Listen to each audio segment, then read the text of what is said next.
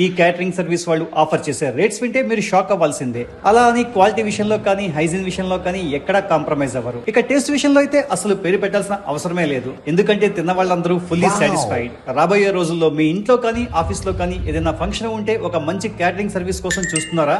అయితే వెంటనే పూర్ణ క్యాటరర్స్ వాళ్ళని కాంటాక్ట్ అవ్వండి. స్టార్టర్స్ దగ్గర నుండి మెయిన్ కోర్స్ అండ్ డిజర్ట్స్ వరకు మీకు కావాల్సిన ఐటమ్స్ అన్ని కూడా బడ్జెట్ ఫ్రెండ్లీలో అందిస్తారు.